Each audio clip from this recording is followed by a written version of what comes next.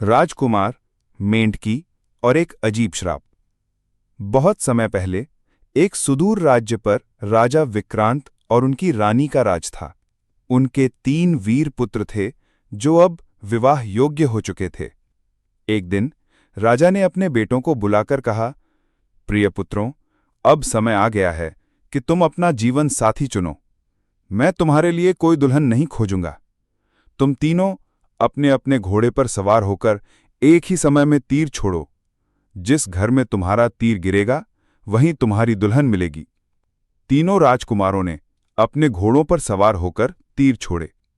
बड़े राजकुमार अमर का तीर एक सेनापति के महल में गिरा और उसकी खूबसूरत बेटी तीर लेकर वापस आई। दूसरे राजकुमार समीर का तीर एक नगर सेठ के बाग में जा गिरा और उसकी बेटी ने तीर लौटाया।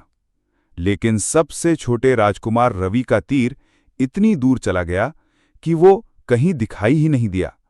बेचारा राजकुमार रवि घंटों तक अपने तीर को खोजता रहा। भटकते भटकते वो एक घने जंगल में जा पहुंचा। वहां एक तालाब के बीच एक कमल के फूल पर एक अजीब सी मेंढकी बैठी थी। उसके मुंह में राजकुमार का तीर दबा हुआ था।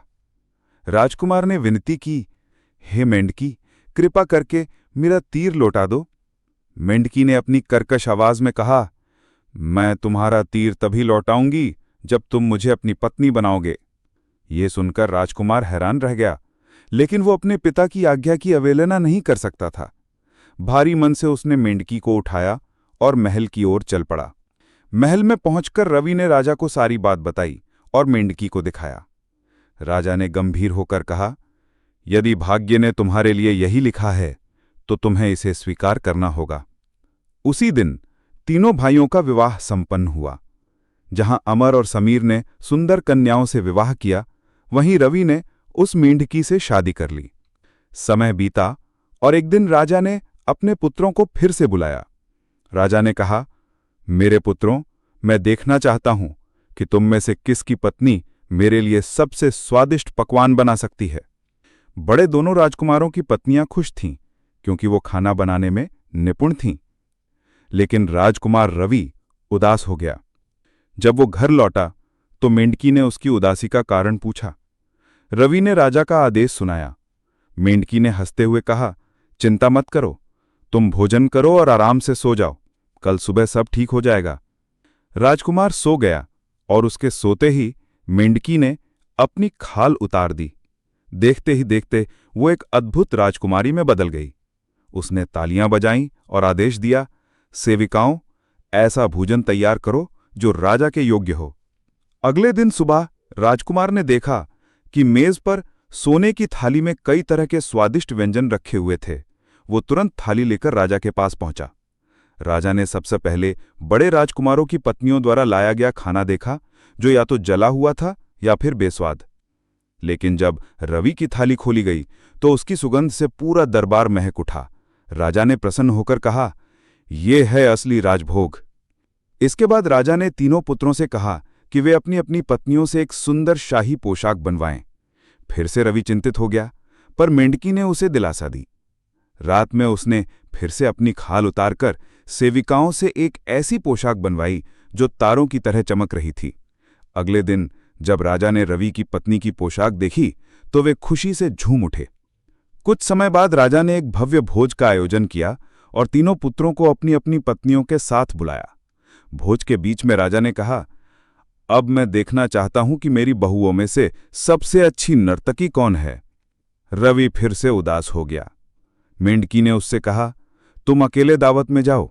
जब तुम्हें हवा में तेज तूफान की आवाज सुनाई दे तो कहना कि मेरी पत्नी आ रही है। राजकुमार ने वैसा ही किया। जब वो भोज में था तभी बाहर तूफान की आवाज सुनाई दी और एक शानदार रथ में रवि की पत्नी एक खूबसूरत राजकुमारी के रूप में महल में दाखिल हुई। उसका नृत्य इतना मनमोहक था कि हर कोई मंत्रमुग्ध हो गया। राजकुमार रवि अपनी पत्नी की सुंदरता और प्रतिभा से बहुत खुश था, लेकिन उसे डर था कि वो फिर से मेंढकी न बन जाए। दावत से लौटने के बाद उसने चुपके से मेंढकी की खाल उठाई और उसे जला दिया। जब उसकी पत्नी घर लौटी और खाल को गायब पाया तो उसकी आंखों में आंसू आ गए। उसने रोते हुए कहा, प्रिय राजकुमार, तुमने ये क्या कर दिया? अगर तुम 3 दिन और इंतजार करते तो मेरा श्राप खत्म हो जाता। अब मैं तुम्हें छोड़कर जा रही हूं। इतना कहकर वो एक सुंदर सफेद कबूतरी में बदल गई और खिड़की से उड़ गई।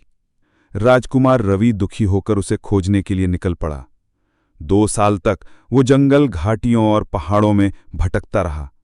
एक दिन वो एक अजीब सी झोपड़ी के पास पहुंचा, जो 4 खंभों पर खड़ी थी और गोल गोल घूम रही थी।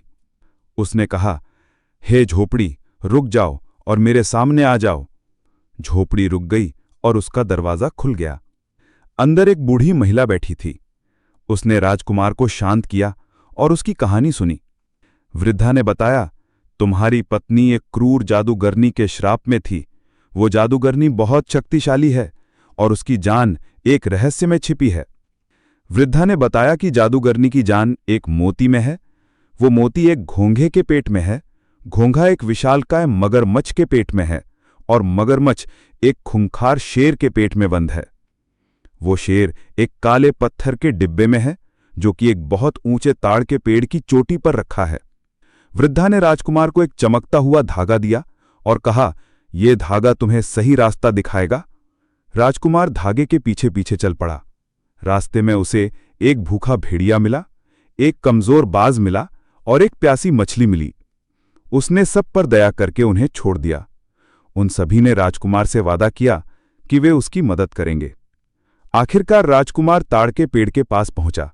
तभी वहां वही भेड़िया प्रकट हुआ, जिसने अपनी ताकत से पेड़ को उखाड़ दिया। पेड़ के नीचे गिरने पर पत्थर का डिब्बा टूट गया। डिब्बे के भीतर से शेर बाहर निकला, जिसे एक और शेर ने पकड़ लिया। उस शेर के पेट से मगरमच्छ निकला, जिसे बाज ने झपट लिया। मगरमच्छ के पेट से घोंघा निकला और झील में गिरा। तभी मछली ने घोंघे को उठा लिया।